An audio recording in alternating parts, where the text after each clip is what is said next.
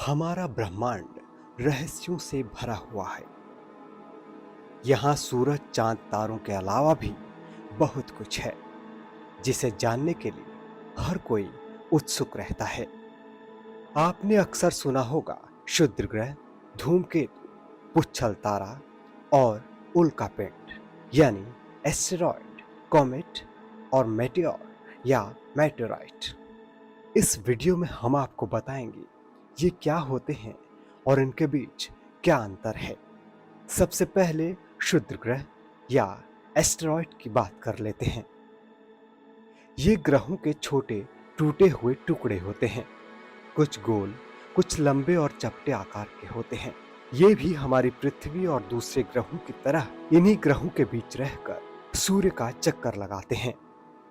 सौर मंडल के निर्माण के दौरान लाखों ऐसे टुकड़े ग्रहों से अलग होकर बच गए थे, इसीलिए इन्हें क्षुद्र ग्रह कहा जाता है। इन्हें छोटे या लघु ग्रह भी कहते हैं। ज्यादातर क्षुद्र ग्रह मंगल और बृहस्पति के कक्षा के बीच एक वलय में पाए जाते हैं जिसे एस्टेरॉयड्स बेल्ट कहा जाता है। वैज्ञानिकों के मुताबिक ये एस्टेरॉयड्स कुछ और नहीं बल्कि करीब 4.5 अरब साल पहले सौर मंडल के निर्माण के दौरान बचे अवशेष या टुकड़े या मलबा हैं, जो ग्रहों की गुरुत्वाकर्षण शक्ति से बंधे होने की वजह से उन्हीं के साथ सूर्य के चारों तरफ परिक्रमा करते रहते हैं। रिसर्च के मुताबिक हमारे सौर मंडल में 11 लाख से ज्यादा क्षुद्र ग्रह हैं। मंगल और बृहस्पति के बीच ये जो एस्टेरॉयड्स बेल्ट आपको दिखाई दे रही है, यहाँ 7.5 लाख से ज्यादा एस्टेरॉयड्स मौजूद हैं।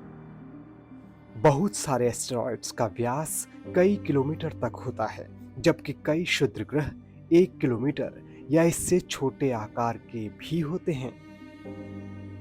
ज्यादातर एस्टेरॉयड्स पत्थर, मिट्टी और चट्टानों के बने हुए होते हैं, लेकिन कई एस्टेरॉयड्स की जांच में लोहे, निकल और दूसरी धातुओं की मौजूदगी का भी पता चला है।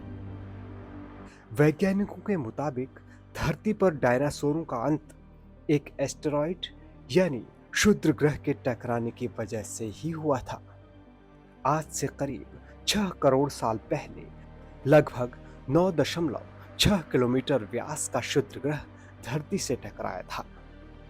तब ऐसी तबाही मची कि उससे पूरी दुनिया के डायनासोरों के साथ करोड़ों जीवों का अंत हो गया। एस्टेरॉयड्स यानी क्षुद्र ग्रहों के बाद अब बात कर लेते हैं धूमकेतु यानी कॉमेट की। धूमकेतु को पुच्छल तारा भी कहते हैं, क्योंकि इसका आकार ऐसा लगता है जैसे कि किसी तारे के पीछे पूंछ बनी हो। जैसा कि हमने आपको दिखाया कि क्षुद्र ग्रह यानी एस्टेरॉयड पत्थर, मिट्टी और चट्टानों के बने हुए होते हैं, उससे अलग ये धूमकेतु धूल के कणों, गैस और बर्फ के बने होते हैं। ये जब सूर्य के करीब आते हैं तो बहुत ज्यादा चमकदार दिखाई देते हैं और कई धूमकेतुओं को तो धरती के लोग खुली आंखों से चमकते हुए देख चुके हैं और वो इसे देखकर हैरान भी हो चुके हैं कि इस तरह का तारा अचानक आसमान में कहां से आ गया। सूर्य के करीब आने के बाद इसकी गैस और धूल की मात्रा वाष्प में बदलने लगती है। रिसर्च को देखा जाए तो इन धूमकेतुओं का निर्माण सालों पहले उसी गैसीय बदलाव से हुआ होगा जिससे सौर मंडल के दूसरे पिंडों का निर्माण हुआ था।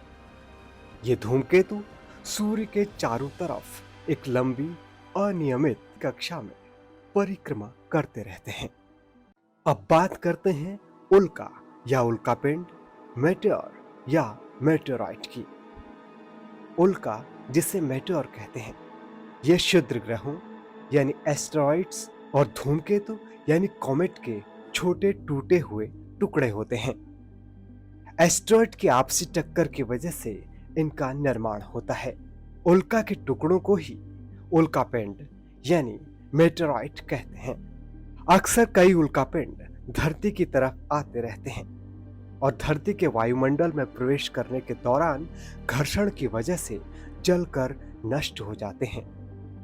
आपने अक्सर सुना होगा या देखा होगा कि तारा टूटकर गिर रहा है, ऐसा कहा जाता है, और ऐसा नजारा आपने देखा भी होगा।